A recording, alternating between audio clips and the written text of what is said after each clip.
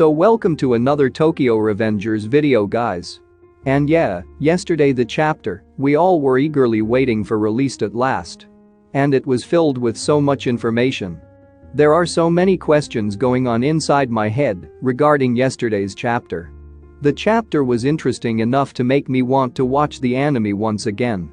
The whole Tokyo Revengers fandom is messed up since the last two chapters got released. And it's obvious given the fact that we were introduced to another time leaper. Also, we got a slight idea about how time leaping works, and it makes the manga confusing. We all had so many theories regarding the old man being Hanma or Takemichi or Kazutora. And had proper justifications for it as well. But it's so funny to actually realize that the old man is none of the characters we thought he would be. He is a new character altogether. Now we're going to discuss in detail about the chapter. Also, I'll talk about important topics in the middle of the video. So, as usual guys, I would kindly appreciate it if you can drop a like on the video and consider subscribing to the channel. Let's go into the video now. So before talking about the chapter, I want to mention one thing. I'll make a separate video on what might happen next in chapter. So you guys can comment your own theories. I'll take some interesting comments and talk about it in my next video. So don't forget to let me know in the comments section below. Anyway, the chapter starts with the leaked panel page shared by Ken Wakui-sensei in his official Twitter account. As we predicted, Shinichiro goes to meet the homeless man in the tunnel, along with Wakasa. Finally, here we get to see the most awaited panel, which is the face reveal of the time leaper. Shinichiro directly goes and asks him if he's the time leaper. As we are seeing from the beginning of Shinichiro's arc, how he's taking care of his little brother and how much he loves him. Even after Mikey's death, Shinichiro was looking for a way to bring him back. He was in denial that Mikey could actually die even though he tried his very best. He was indeed very desperate about saving Mikey that he's ready to believe in such bizarre ideas. Like one person can go back in time. Shinichiro desperately asks him how to go back in time. Now we see the front view of the old man, and I feel he's not only homeless, but also looks like a madman. I'm sure you guys were shocked too after seeing who the original time leaper is. He doesn't respond to Shinichiro's questions. He just laughs them off. Wakasa gets impatient and asks Shinichiro what's wrong with him. Because Wakasa clearly looks like he doesn't at all believe in all these strange things like leaping timelines. Wakasa shakes Shinichiro and asks him whether he's listening to him or not. But then Shinichiro gives him a cold stare. That stare is so dead. Once again, I can't help but tell that Shinichiro's eyes look exactly like Mikey's. Shinichiro says, "Shut up" to Wakasa. After which Wakasa gives up on the futile conversation, heads back to his home. We see the strange old man on the other hand doesn't pay heed to Shinichiro and starts packing his things. Shinichiro again asks him, and then the old man reveals to us that he won't give his powers to anyone as it was tough for him to get a hold of these powers. Ever since the story started, we know how Takemichi got his power and know about triggers. But in this panel, we got to know a different theory about how time leap works. Since the old man said that he won't hand his powers. So this means that the time leaping powers could be transferred to anyone by choice. As expected by many of you, there are various time leapers in the story other than Shinichiro and Takemichi, for example this old man. In the beginning of the manga, they told us that if someone wants to change the past, that person must have a strong desire to change the past. And the trigger must have the same intentions. We saw Takemichi wanted to save Hina, and Naoto was his trigger as he too wanted to save her. Thus he time traveled back to the past. But after that Ken Wakui-sensei never mentioned about time travel. However, Shinichiro says he wants to save his brother. And look at his eyes, they're so sad and droopy. It's not shocking for us to see Shinichiro actually believing a random stranger so easily, as his desperation can make him believe in anything. That'll be good for Mikey.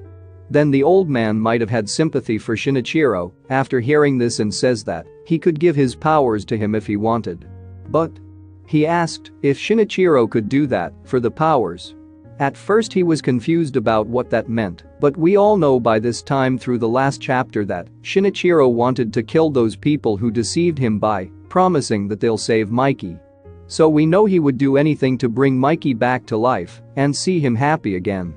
The old man is seen leaving the tunnel and telling Shinichiro that I wanted this power so much. And I got it by killing the person in front of me. So finally, the original timeline revealed how he got his time-leaping powers. He killed someone who was in front of him. I'm not sure about my theory that the person he killed was also a time leaper. Ken Wakui-sensei obviously didn't reveal who was the one that got killed. But as of now, we got to know a little bit about how the time travel powers work. In the next panel we see a darker version of Shinichiro. We are not used to seeing Shinichiro like this, we always see him as smiling and as a caregiver for his siblings. But seeing this side of him gave me literal chills. And now, this panel is my favorite one, as Shinichiro takes up an iron rod and hits the old man in his head. Yeah, I know. You all got a flashback of the scene where Kazutora too in a very similar fashion killed Shinichiro in the current timeline. Shinichiro, who killed someone by an iron pipe in the night, was killed by an iron pipe in the nighttime. This is what I call as karma. What you sow, so you reap. A time leaper who gained his powers by killing people will be cursed and later on killed. The only difference between Kazutora's sin and Shinichiro's is that Kazutora killed Shinichiro in order to save him from getting caught. And Shinichiro tried to kill someone to save his younger brother. Now, many of you are asking me in my Instagram DM that, is Kazutora a time leaper too? Since he's the one who killed a time leaper. So did Shinichiro's powers get transferred to him? Well, in my opinion, the person to whom the power is transferred is the person whose ultimate goal should be the same as that of their predecessors. And that's how we saw in the story. Also, I feel in the current timeline, since Shinichiro had already attained his goal of saving Mikey from the accident. His intentions were fulfilled, so he no longer had the access to his time-leaping capabilities. So even though Kazutora had killed Shinichiro, his powers didn't get transferred to him. As he didn't have the powers with him anymore in the first place. Also, even if we assume that Kazutora got the powers, he didn't have any strong desire to save anyone, as he didn't have any close ones to save from death. So maybe his powers weren't active enough to work. Kazutora couldn't accept that, it was his mistake that he killed his friend's brother, he blamed it all on Mikey. And said it's Mikey's fault. So maybe that's why he didn't even want to change the past. As he blamed Mikey for everything and didn't own up to his faults. He was blind to his own sins. Now coming back to the chapter, we see Shinichiro's eyes are blank, I don't know if it's an art mistake or what. After that the old man laughs and says that Shinichiro too, just like him, chose to kill in order to get the time-traveling powers. After this, we see full beast mode Shinichiro, who went crazy, kept hitting the old man filled with uncontrollable rage and anger without any slight bit of hesitation. Kept on hitting till he was dead. The old man cursed Shinichiro before dying. But Shinichiro shut up him once and for all. This was expected from a desperate elder brother who wants to give his all in trying to save his little brother.